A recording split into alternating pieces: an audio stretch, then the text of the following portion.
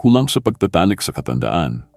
Ito ang nangyayari sa katawan mo. Kapag pinag-uusapan ang kalusugan ng mga matatanda, madalas ang focus ay nasa blood pressure, blood sugar, arthritis at iba pang karaniwang kondisyon. Pero bihirang mabuksan ang isa pang sensitibo, pero mahalagang usapin, ang epekto ng kakulangan sa pagtatalik sa katawan at isipan ng mga seniors. Marami ang naniniwala na kapag umabot ka na sa edad na 60 o 70, natural lang na mawala na ang interes sa sex.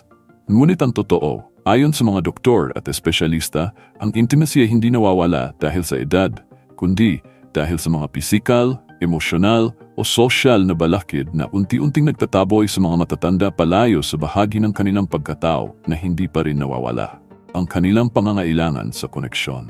Ang pagtatalik para sa maraming matatanda ay hindi na lamang isang akto ng pisikal na kasiyahan. Ito ay isang paraan para mapanatiling buo ang damdamin ng pagiging mahalaga, ng pagiging buhay, at ng pagiging konektado sa isang tao. Kaya kapag ito ay nawala, hindi dahil sa kusang loob kundi dahil sa takot, hiyasakit o kakulangan ng komunikasyon, unti-unti ring may nawawala sa loob. At hindi lang emosyon ang naapektuhan. Ang katawan mismo ay nagsisimulang magpakita ng mga pagbabagong dulot ng kawalan ng intimacy, lalo na kung matagal na itong naisantabi. Sa bawat sandaling hindi nararanasan ng intimacy, bumababa rin ang natural na produksyon ng mga hormones na responsible sa emotional stability. Isa na rito ang oxytocin, o mas kilala bilang love hormone. Ito ang hormone na lumalabas tuwing may physical na koneksyon, yakap, halik o pagtatalik. Ang oxytocin ay may direktang epekto sa pagpapababa ng blood pressure, pag-regulate ng stress, at pagpapalakas ng immune system. Kapag ang katawan ng isang senior ay hindi na nakakaramdam ng intimacy, bumababa rin ang level ng oxytocin. Unti-unting nagiging mas irritable, mas madaling mapagod, at mas mataas ang tsansa ng depresyon. Sa mga panahong walang intimacy, tumataas naman ang cortisol o ang stress hormone.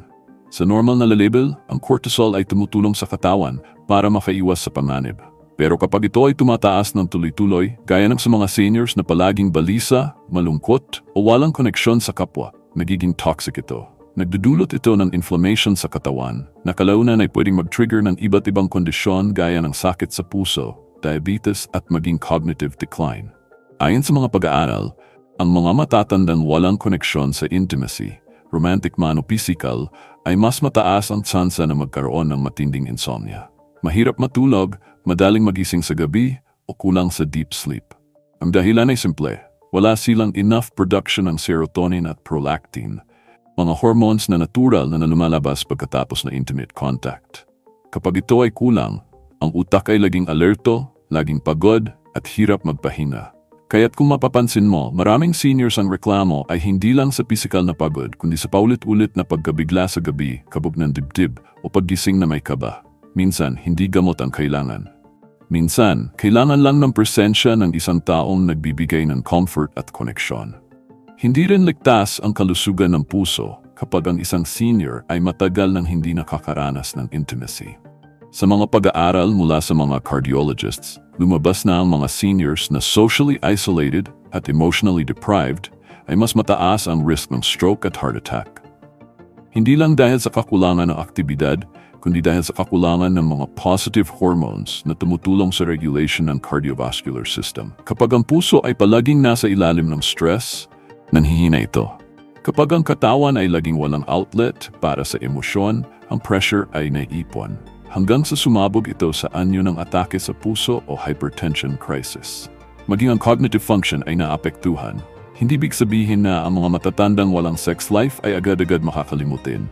Pero ayon sa neuroscience, ang intimacy, lalo na kung may kasamang emosyonal na koneksyon, ay nagtitrigger ng mga bahagi ng utak na konektado sa memorya, learning at concentration.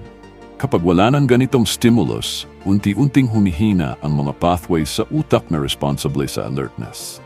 At habang ang katawan ay pwedeng manatiling aktibo sa paglalakad o pag-ehersisyo, ang utak ay naiwan sa estado ng pagiging stagnant. May mga seniors na nagsasabi na wala na silang gana sa pagtatalik, pero kapag tinanong mo ng mas malalim, aminin nila na takot lang sila.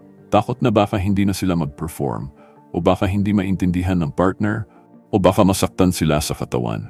At dahil walang bukas na usapan, pinipili na lang nilang manahimik. Pero habang pinipili nilang huwag nang hanapin ang intimacy, unti-unti ring nawawala ang lakas ng loob, ang tiwala sa sarili at ang sigla ng kalooban.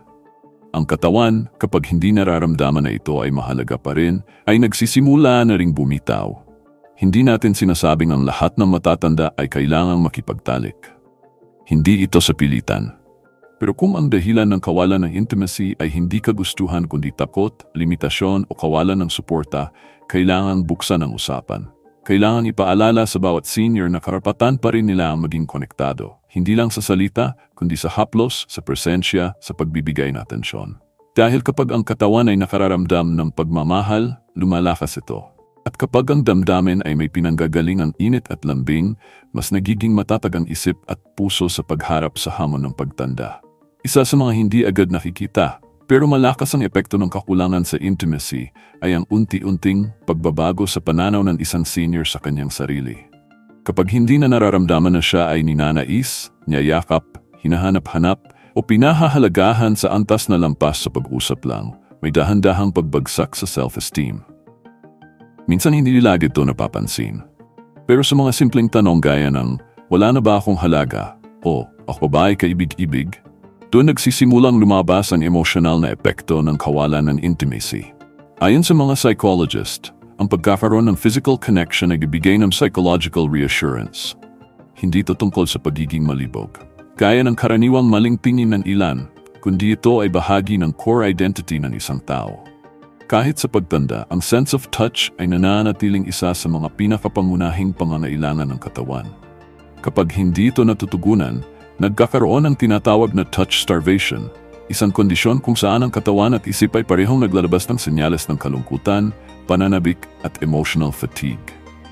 Sa mga matatanda, madalas itong nauuwi sa pag-iisa, biglaang pag-iyak o panghihina na walang malinaw na pisikal na dahilan. Ang touch starvation ay hindi laging halata. Pero kung papansinin, maraming seniors ang bigla na lang nawawalan ng ganang kumain, umiikli ang pasensya o lumalalim ang katahimikan sa loob ng bahay.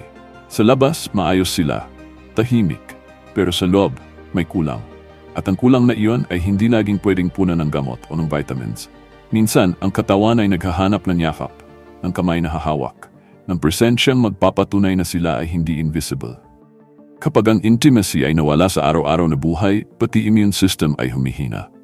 Maraming pag-aaral ang nagpapakita na ang matatandang walang koneksyon sa ibang tao, lalo na sa intimate level, ay mas mabilis kapitan ng sakit.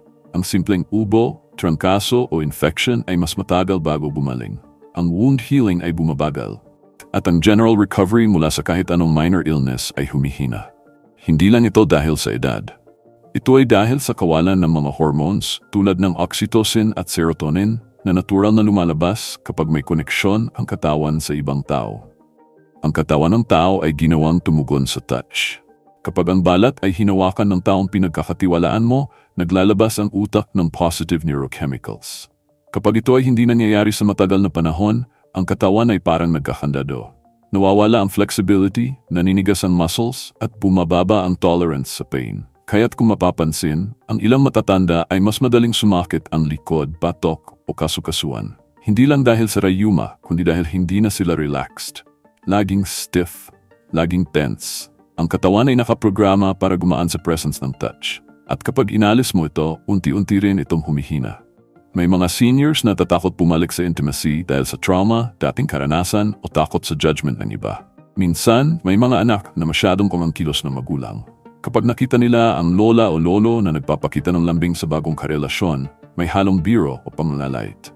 Pero ang hindi nila alam, ang ginagawa nilang panghusga ay isang pagputol sa pinagmumulan ng kaligayahan ng taong iyon.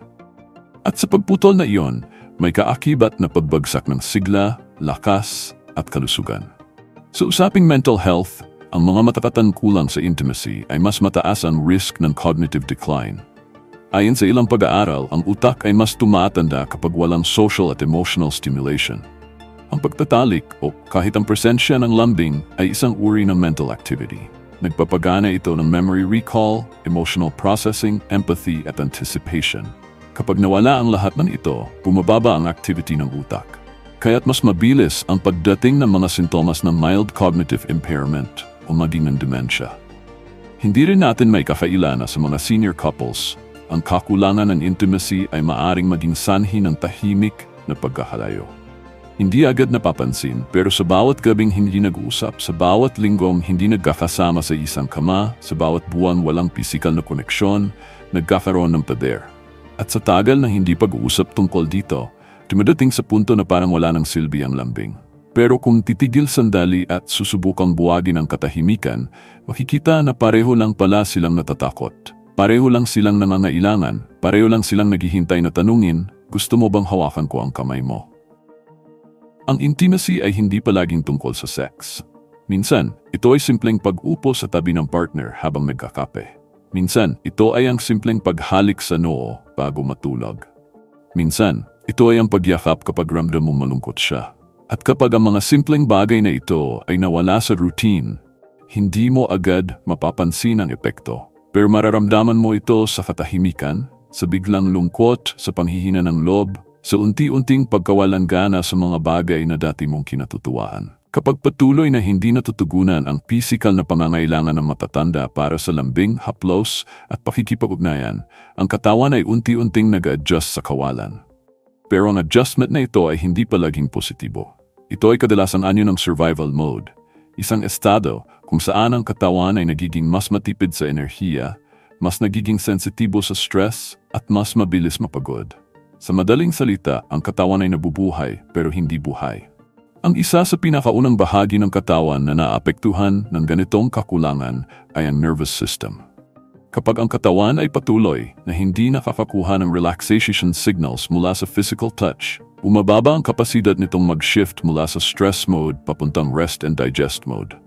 Ibig sabihin, kahit wala namang emergency, ang katawan ay nananatiling alerto. Laging pagod, laging handa sa panganib at hindi makapagpahinga ng buo. At kung paulit-ulit itong nangyayari araw-araw, nagiging chronic stress ang resulta. Minsan hindi mo ito agad mararamdaman. Pero sa loob, ang organ systems mo ay unti-unting nasusunog sa pressure. Sa digestive system, may epekto rin ito. Maraming matatanda ang nagsusumbong ng kabag, constipation o kawalan ng ganang kumain. At habang iniisip ng ilan na ito ay normal lang sa pagtanda, may mga kaso na konektado ito sa emotional na pagkahiwalay.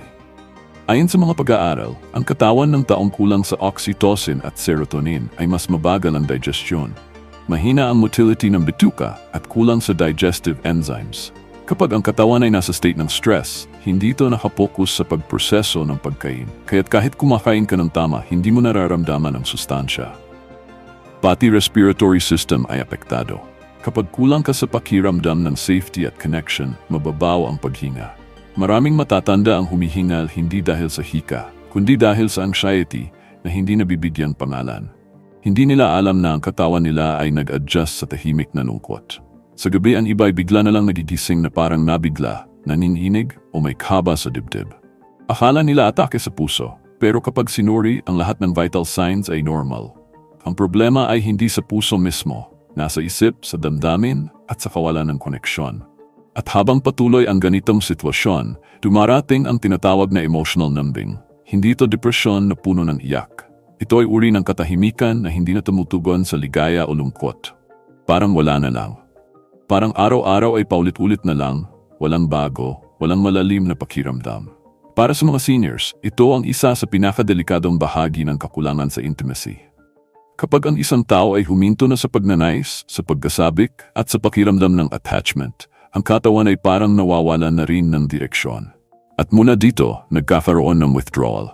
Hindi lang sa sex o physical touch, kundi maging sa mga bagay na dati ay nagbibigay ng sigla.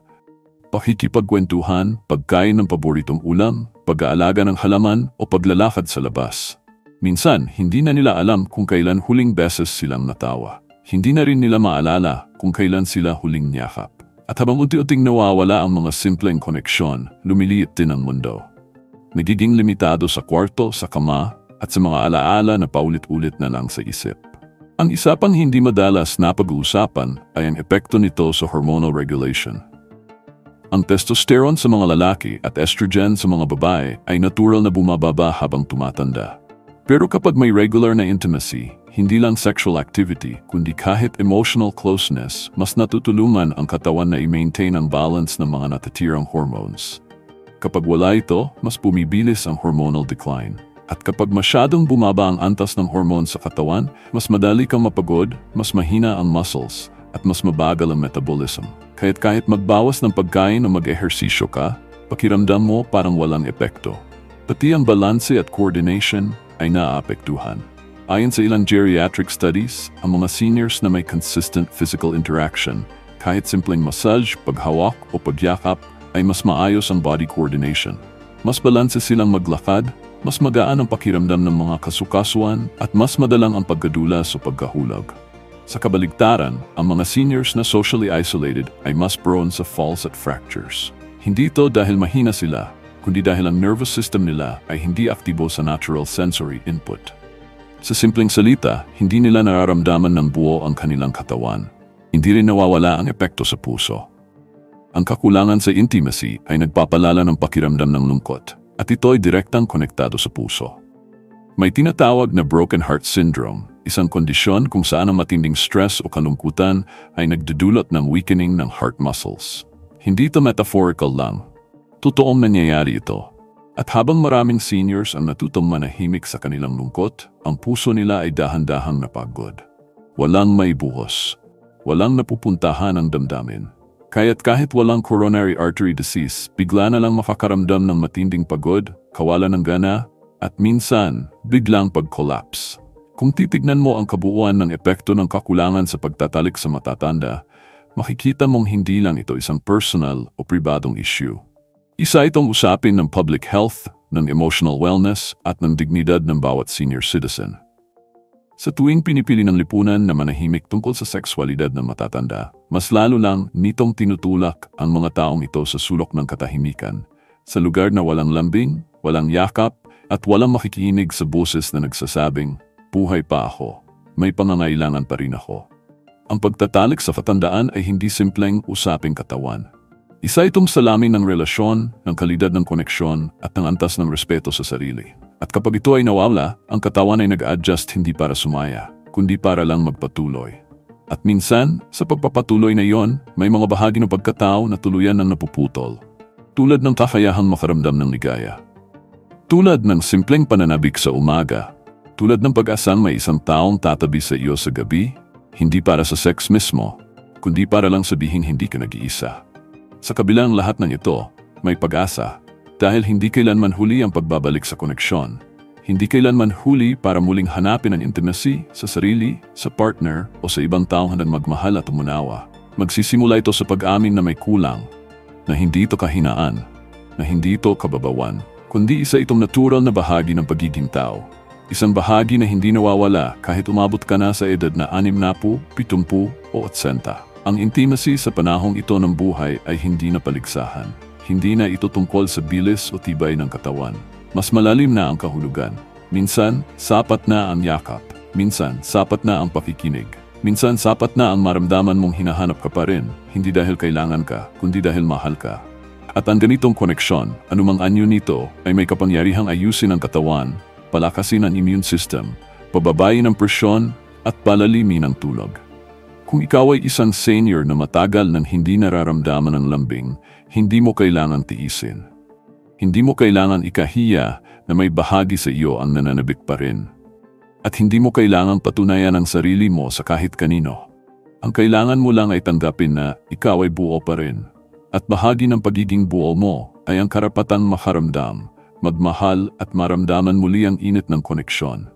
Kung ikaw naman ay may partner na kasama mo pa sa pagtanda, baka oras na para muling simula ng pag-uusap. Hindi mo kailangang magsimula sa tanong na, gusto mo bang makipagtalik? Baka mas magandang magsimula sa, namimiss ko yung yakap mo. O pwede ba tayong magtabi mamaya habang natutulog? Mula sa mga simpleng salita na yon, pwedeng bumalik ang mga damdaming matagal ng natulog.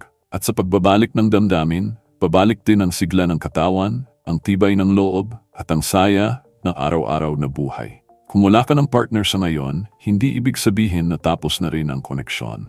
Ang intimacy ay pwedeng magsimula sa sarili, sa pag-alaga sa sarili mong katawan, sa paghingi ng yakap mula sa isang kaibigan, sa pagbubukas sa ideya na hindi pa huli ang lahat para magmahal. May mga tao sa paligid na handang umunawa, basta tayo rin ay handang magsabi ng totoo.